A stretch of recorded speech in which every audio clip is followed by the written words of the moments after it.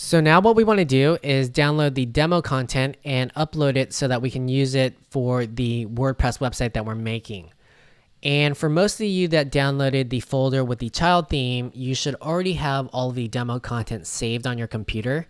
But just in case you didn't download that folder, what you can do is go back to the NYC Tech Club website on how to make a WordPress website for free.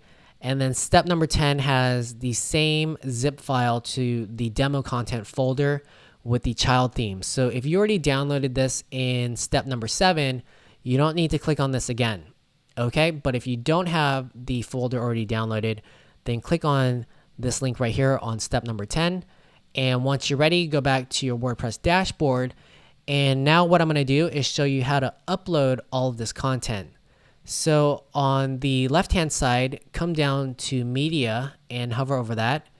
And what we can do is click on Add New.